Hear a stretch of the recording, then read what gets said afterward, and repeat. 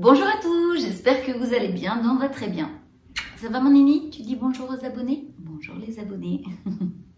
Alors, le jeu est un caractère juvénile qui s'estompe à l'âge adulte pour laisser place à des comportements dits de nécessité.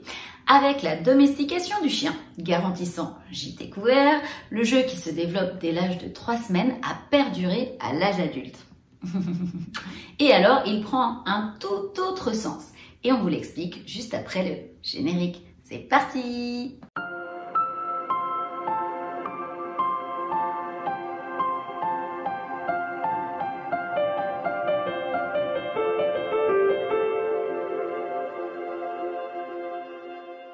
Le jeu chez le chien.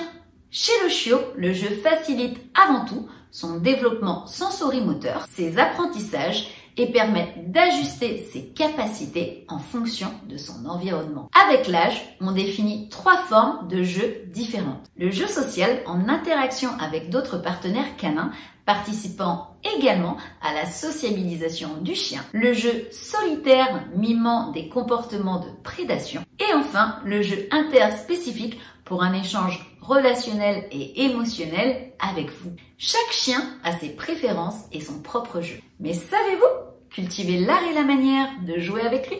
Jouer avec un chiot, c'est aussi l'éduquer. C'est auprès de ses frères et sœurs que le chiot apprend certaines règles sociales grâce au jeu. Il lui est ainsi possible de contrôler ses morsures et ses mordillements. La mère, par sa surveillance, régule les dérives au sein de la fratrie et les excès d'excitation du chiot. La technique de réciprocité dans le jeu, un coup chat, un coup souris, permet d'intégrer également les signaux propres à la communication canine et d'en comprendre les effets et les conséquences sur les autres. Vous pouvez en faire autant, compléter ou succéder au rôle initial qu'a tenu la mère du chiot pendant la première année en canalisant par le jeu les débordements du chiot et lui montrer avec bienveillance les limites à ne pas dépasser. Ignorer par exemple un mauvais comportement, mordillement, excitation excessive, aboiement, et récompenser celui que vous privilégiez en relançant une séance de jeu, détournant ainsi son attention et arrêtant la tâche qui vous paraissait difficile en société. C'est une technique d'éducation par le jeu qui vous évitera un tour de force ou une attitude trop répressive sur votre chiot. Ainsi, pour bien l'éduquer, il vous est possible de passer du jeu social au jeu interspécifique ou encore interactif avec une balle en caoutchouc indestructible, une corde à nœuds, ou bien en facilitant cabrioles, roulades et sauts qui défoulent le chiot sans que ce surcroît d'énergie soit dirigé directement vers vous. À chaque chien, ses préférences.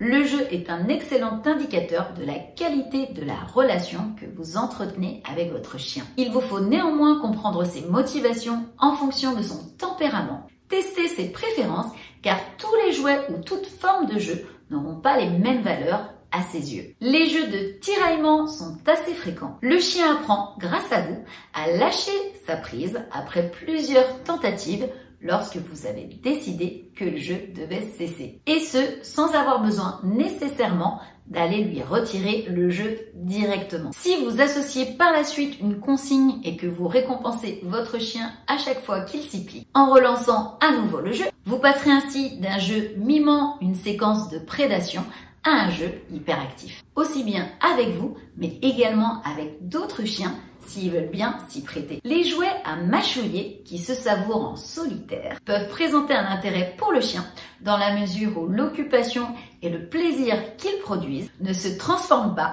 en risque d'ingestion ou d'intoxication. Il est bon de privilégier dans ces cas-là des matériaux robustes, en caoutchouc très résistant ou en proposant des jouets cachettes de friandises adaptés qui susciteront son flair, sa curiosité naturelle et activeront tous ses sens. Les jouets couineurs sont à éviter, susceptibles d'exciter le chien plus que de le distraire. Ils seront vite délaissés par la suite pour le manque d'intérêt pour ce genre de bruit ou parce que le sifflet qui s'y trouve aura été détruit s'il n'a pas été malencontreusement ingéré plus tôt. Les jouets de rapport avec balles, frisbee ou bâton allient dépenses physiques et facultés de recherche. Idéal pour certaines races de chiens et certains tempéraments, ceux qui adorent la préhension en gueule systématique pendant les balades. Cette forme de jeu facilite également l'interaction et l'apprentissage de certaines règles entre vous et votre chien. Une forme de complicité qui vous appartiendra à tous les deux. Le chien s'arrêtera-t-il un jour de jouer?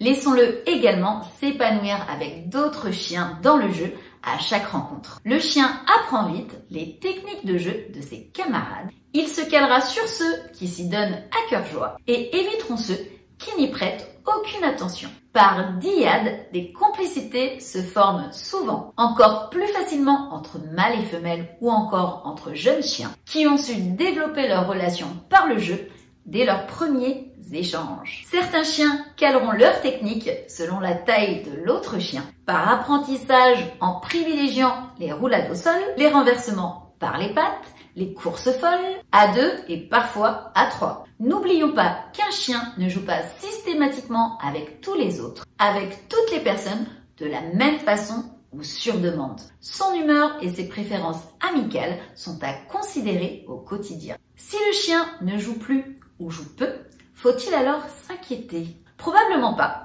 si celui-ci, en bonne santé, privilégie l'exploration de son univers sous d'autres formes, par le flair, la chasse, la garde. Son intérêt par le jeu a diminué par maturité, laissant place à des activités fonctionnelles qui lui conviennent probablement mieux. Vous pourrez toujours utiliser le jeu pour détourner son attention d'une activité très productive, destruction, aboiement, fugue, ennui. Renforcez le lien que vous avez avec lui et lui proposer de redevenir un juvénile l'espace de quelques instants par pur plaisir. Eh bien, écoutez, on en a fini pour cette vidéo. J'espère qu'elle vous aura plu, mais surtout qu'elle vous sera utile.